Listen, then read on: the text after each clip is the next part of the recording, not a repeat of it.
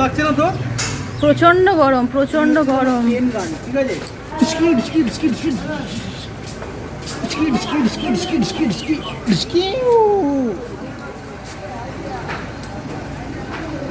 প্রিয়াঙ্কা ঘেমে গেছে প্রচণ্ডভাবে, অস্থির হয়ে গেছে, সত্যি প্রচণ্ড গরম লাগছে আমাদের। আর দেখো কি ভীষণ সুন্দর ভিউটা, দেখো তোমাদের দেখাচ্ছি, দেখো। কিন্তু প্রচণ্ড গরম আছে, কলকাতার মতনই বলতে পারো গরম, তবে একটু বেটার। কলকাতা যেরকম একদম মানে কী বিধ্বস্ত অবস্থা, সেই ব্যাপারটা নেই, কিন্তু গরম আছে।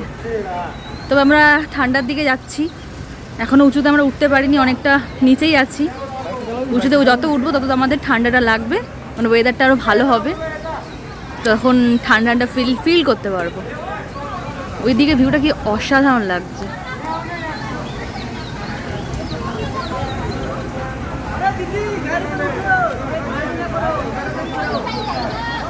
এই জায়গাটার নাম হচ্ছে সেবক।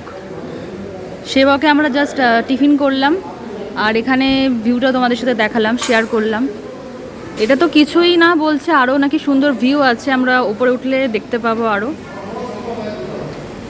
এগুলো তো আমাদের শহর কলকাতা দেখা পসিবল না, খুব সুন্দর লাগছে।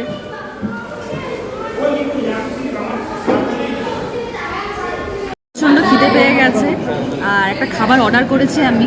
খাবারটা হচ্ছে পুরি। পুরিটা আমি সত্যি এরকম ফার্স্ট টাইম দেখলাম, এত বড় পুরিটা তোমাদের একবার দেখাচ্ছি, আমি দেখে জাস্ট শক। মানে খুব ব্যাপার, এত বড় পুরি মোটে 12 টাকা খাওয়াই যায় না। সত্যি তোমাদের দেখাচ্ছি একবার, দেখো পুরিটা একবার দেখো, পুরিটা দেখো কত বড় সাইজটা, দেখো বিগ সাইজ।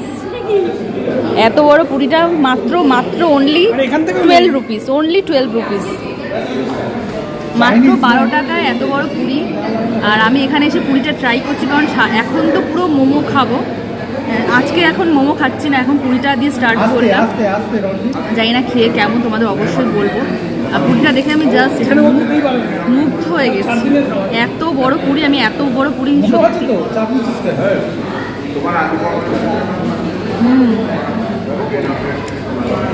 টেস্টটা অসাধারণ। ব্রেকফাস্ট কমপ্লিট হয়ে যাওয়ার পর তারপর আমরা চটপট করে গাড়িতে উঠে পড়লাম আর রওনা দিলাম কিন্তু গ্যাংটকের উদ্দেশ্যে। আমাদের অনেকটা পথ যেতে হবে প্রায়, কিন্তু জার্নি ছিল অনেকক্ষণেরই বলতে পারো, প্রায় বলতে গেলে 6-7 ঘন্টার জার্নি। আর গাড়িতে বসে এই যে তিস্তা নদীটা দেখতে বেশ ভালো লাগছিল। একদিকে যেমন আমি এক্সাইটেড ছিলাম, অন্যদিকে আমি একটু ভয়ও পাচ্ছিলাম। কেন বলো তো? কারণ তোমরাও তো অনেকেই জানো সিকিমে যে ঘটনাটা ঘটেছিল প্রায় 8-9 মাস আগে। সিকিম কিন্তু এখনও পুরোপুরি সেরে ওঠেনি, সিকিমের রাস্তাঘাট এখনও সারাই চলছে। আমি তো দেখলাম সিকিমটা ঘুরে ভয়ানক দৃশ্য, হয়তো যারা সিকিমে বাস করে বা সিকিমে যারা ট্যুরিস্ট যারা ঘুরতে যায় তাদের কাছে সত্যি আতঙ্কিত। তাও তবুও মনের জোর মনের সাহস সবাই মিলে ঘুরতে তো বেরিয়ে পড়েছিলাম। আর ভালো লাগছিল এই দৃশ্যগুলো দেখতে, কারণ পাহাড়ি দৃশ্য দেখতে খুবই ভালো লাগে। কারণ শহর কলকাতায় আমরা এরকম দৃশ্য সাধারণত খুঁজে পাই না। মনের জোর রেখে আমরা এগিয়ে গেলাম।